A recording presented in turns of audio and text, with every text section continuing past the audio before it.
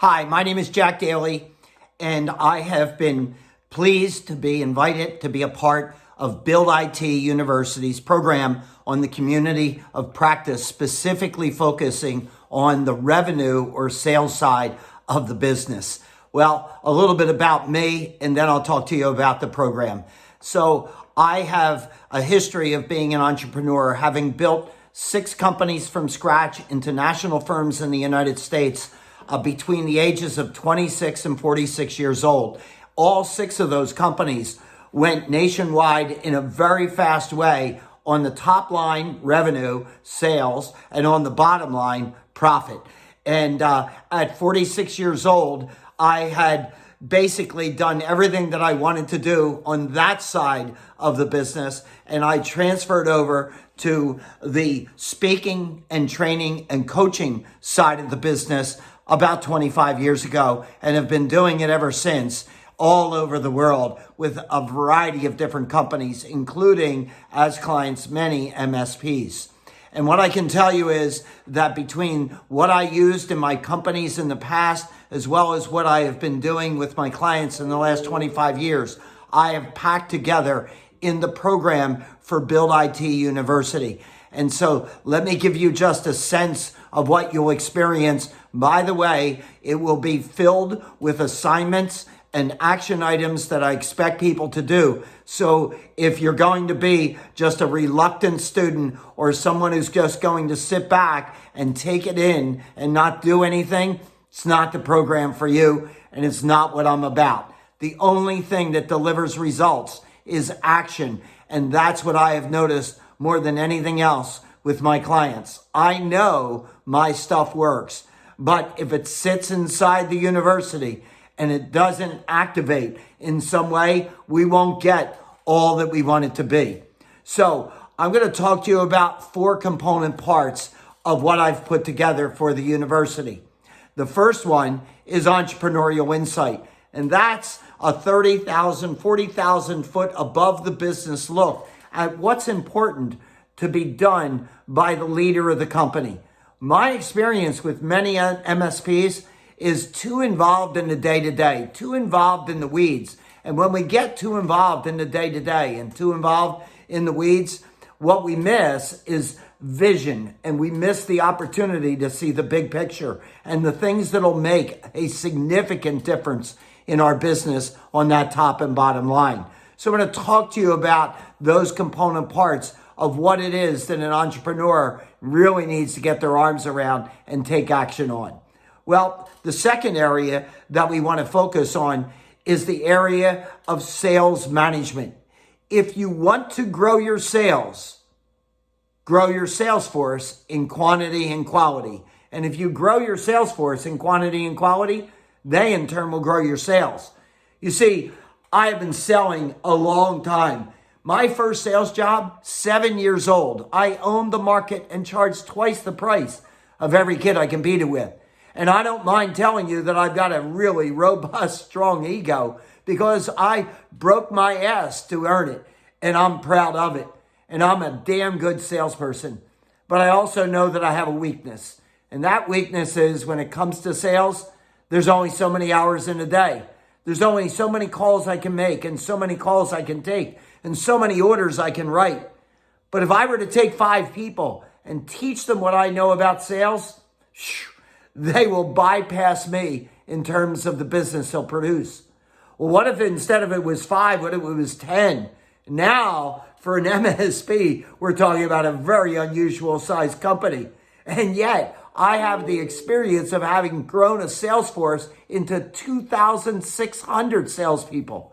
And can you imagine a 2,600 sales force group? And I was the top salesperson. And if I decided to leave the company, what would happen to the company? Hardly a ripple. And yet, for many and most MSPs, you lose your top 1 or 2 salespersons, and boy, the business is really looking upside down. And so what I said as an entrepreneur is I never want to be in a position where 1 or 2 top cats could basically upend my company. And so it's all about recruiting and training and coaching and building and developing out a sales force. And that is, in essence, a sales management function. A sales manager's job is not to grow sales. A sales manager's job is to grow salespeople in quantity and quality. And if we grow salespeople in quantity and quality, they in turn will grow your sales. Well, that's the second section. Again, we'll give you homework assignments, we'll have expectations, and we will demand action and results. It is in your best interest.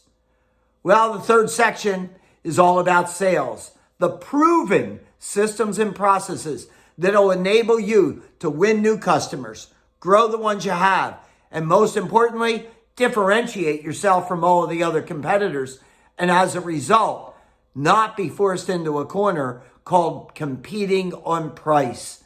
And there are proven systems and processes that if we teach our salespeople them and we get them to practice, then we will see the results.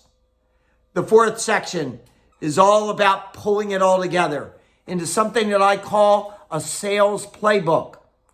You see, sports teams are run better than most businesses. That should be painful for you to hear as a business owner. But it is absolutely true. It doesn't matter what level of sport I'm talking about. It could be high school, it could be university, it could be professional. It doesn't matter what sport it is.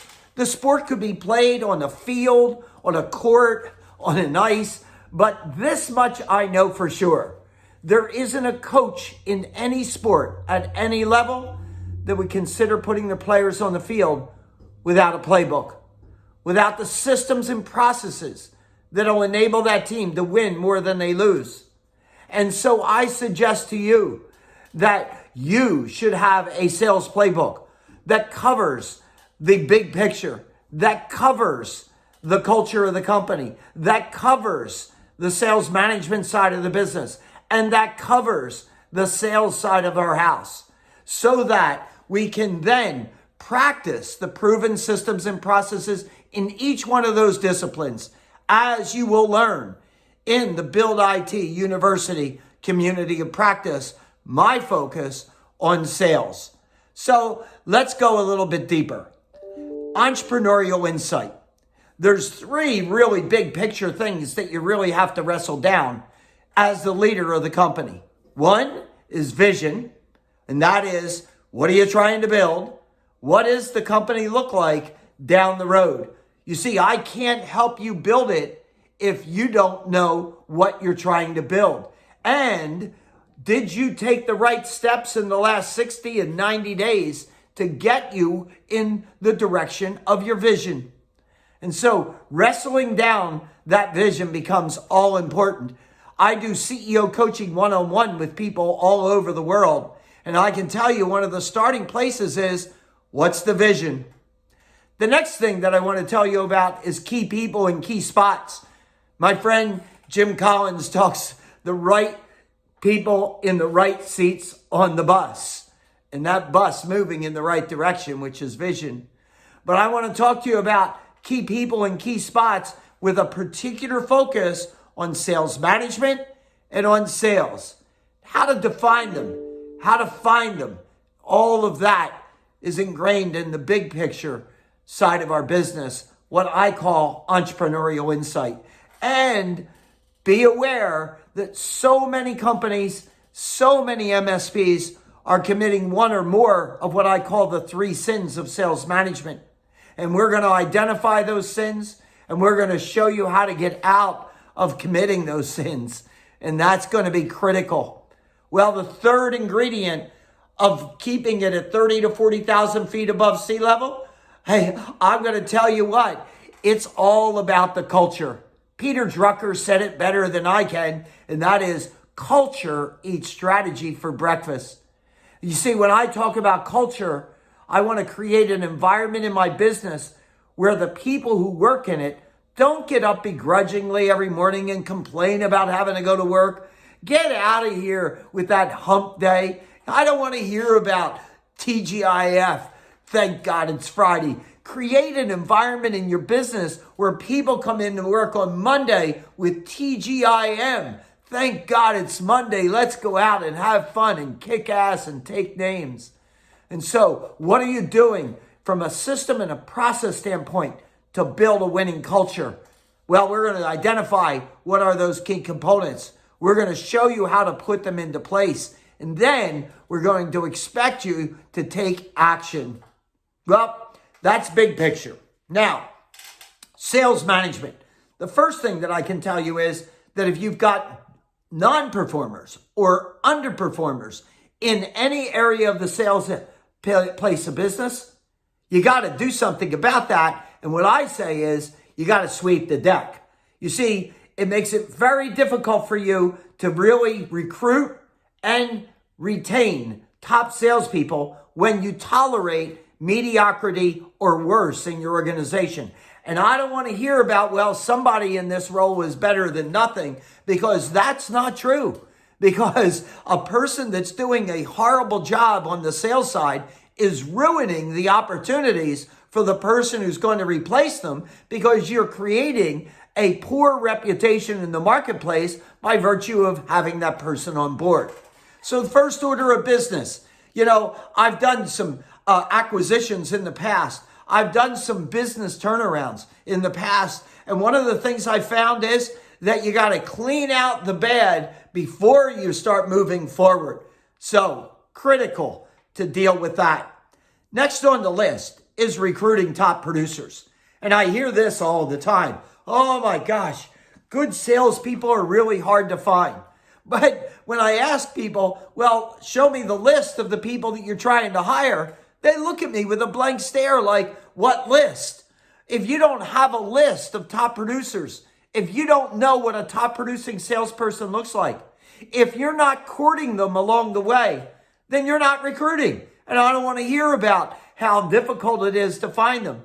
Oh, and by the way, if you don't know what they look like, and I'm not talking about a job description, I'm talking about the personal characteristics and attributes of what a top salesperson looks like. If you haven't memorialized that in writing, if you don't have that maybe on a one-page document that you can give other people, then I don't know how you can find them either. And so what are the personal characteristics and attributes of what a top salesperson looks like? We're going to cover that in the community of practice on sales at the Build IT University. Well, now I've recruited them. How do I bring them in so that they become effective real fast? What is your plan for proper orientation, onboarding of new salespeople?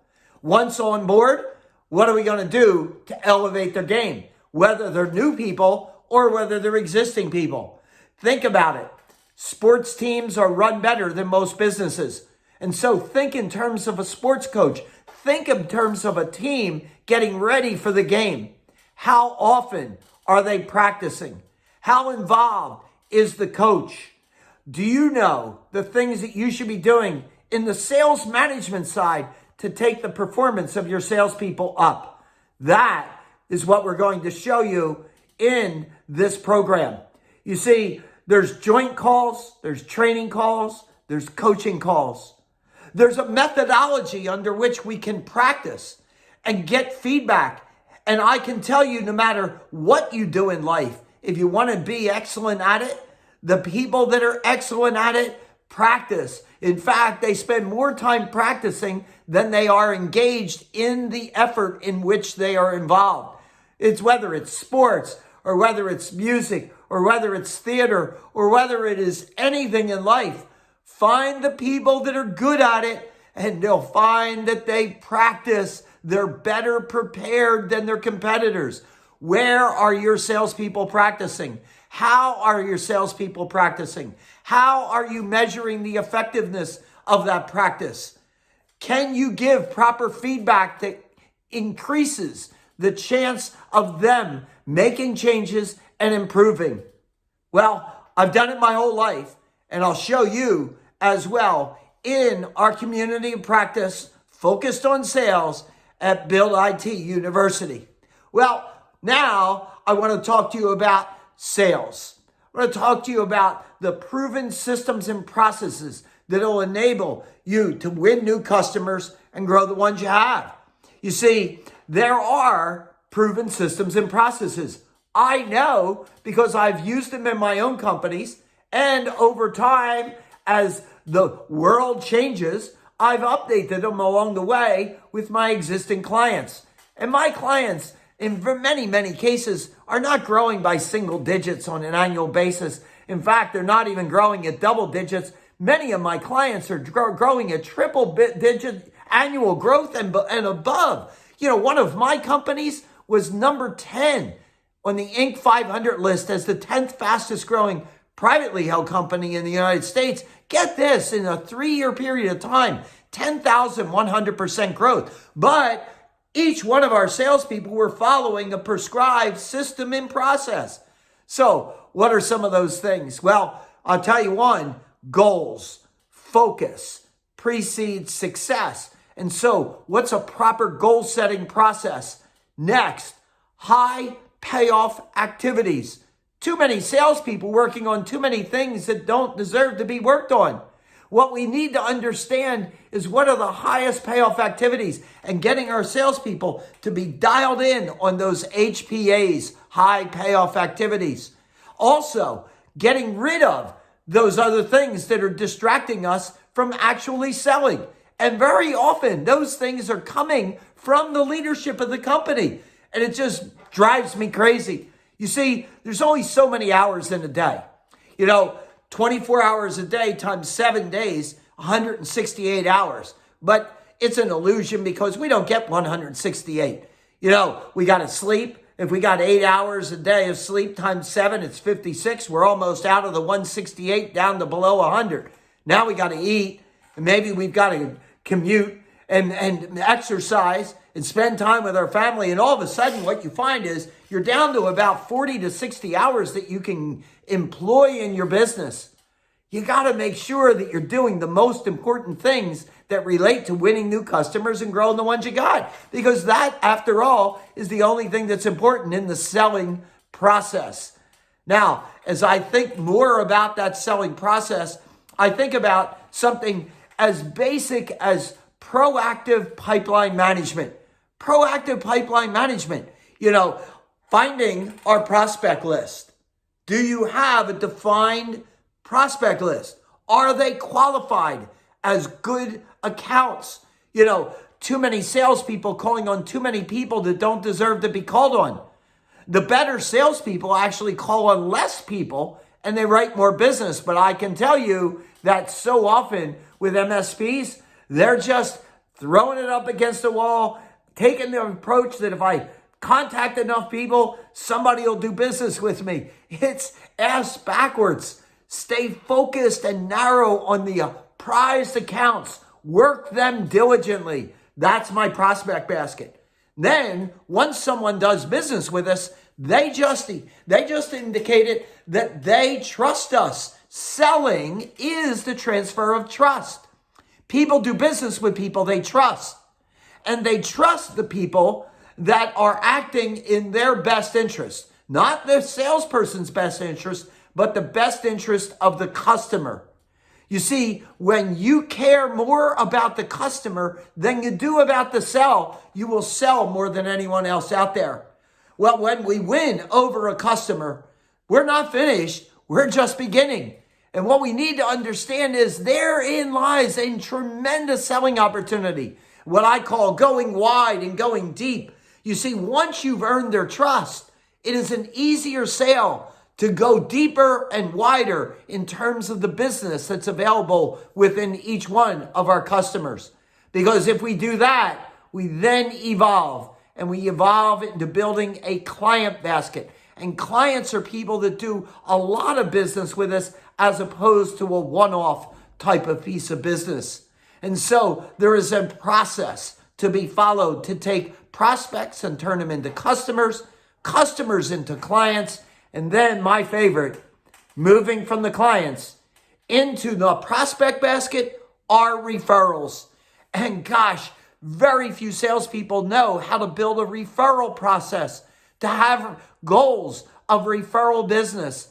But take this program within Build IT University, focus on sales, and you'll learn that referral program. It is rich and of all the types of customers that you could have. New customers, existing customers, and referrals. The least sensitive to price is referrals. And yet, so many companies don't have a list of referrals. They don't have a program and a goal of what they're going to get in terms of referral business. We leave it to chance. And gosh, that's one of the highest margin pieces of business that we could generate. Well, in that selling process, I would be remiss if I didn't talk to you about the styles of people being different. You see, when I look at the world, what I realize is, gosh, no matter how good I am at sales, if I sell to everybody the way I am as a person, 3/4 of the time, I'm going to have a conflict. I'm going to have a personality conflict because people are different. And one of the things that I learned early in my selling career, and then have seen it over the years, is the very best salespeople don't sell the same way. They're like chameleons and they morph into being more like the person they're calling on. People do business with people they like. They tend to like people that are more like them. And so what we're going to do in the program is we're going to teach you how to identify quickly, very quickly, even without ever meeting the person and just talking to them on the phone. We're going to teach you how to figure out a person's style and then how to adjust your style to be more in alignment with the prospect and customer that you're dealing with. We'll also show you how to leverage your contact management system in that regard so that you are cognizant of a person's style no matter where they are in the relationship with the company. Well, we went through the pipeline management process in a very summary way. But one of the things that we do when we're examining the pipeline is we want to know how often are our salespeople touching their prospects, customers, and clients. How often are they in touch with them by way of a personal visit, a phone call, an email, a voicemail, a snail mail, a social media?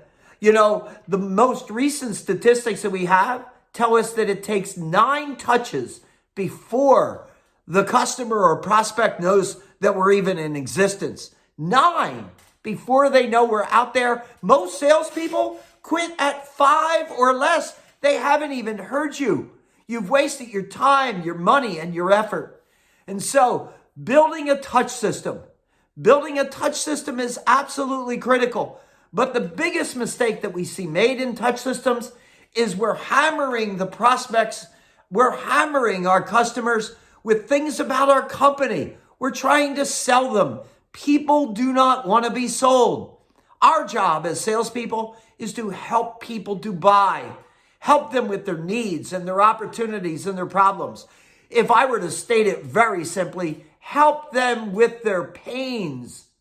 And so we have to ask questions. We have to identify what it is that they're dealing with. How can I put them in a state of pleasure? That's all part of the sales function and should be reflected in our touch system.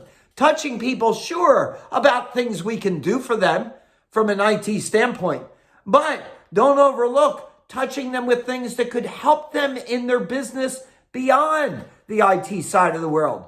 How about general business information and ideas that we could pass along to them that could help them in their business? I love touching people with things I know about them personally.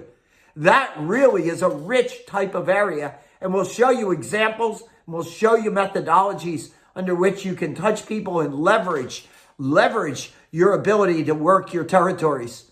Well, you could also touch people with things that are just fun. And so we want to teach you how to build that touch system.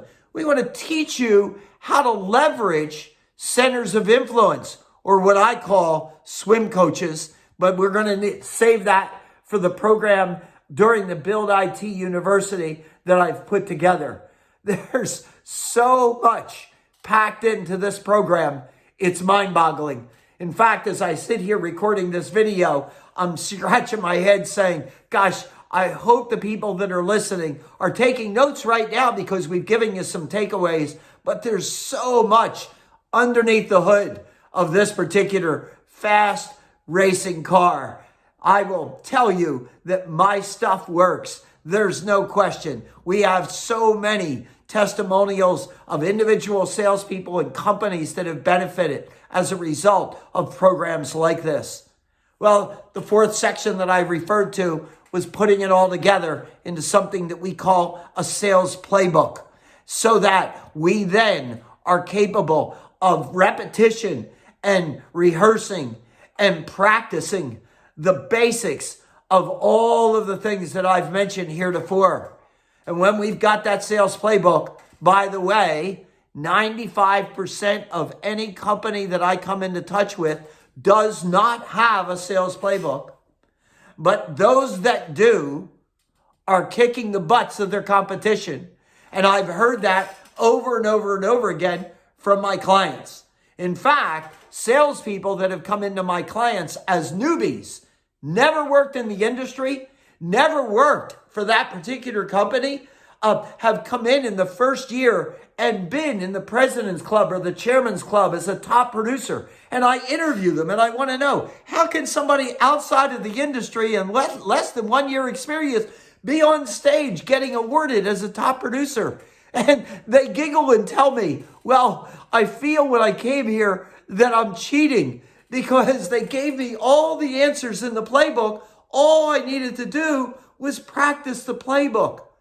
And yet, in those clients, I have salespeople that have been with the company for 10 years and longer and never made it to the president's club, never made it to the chairman's club.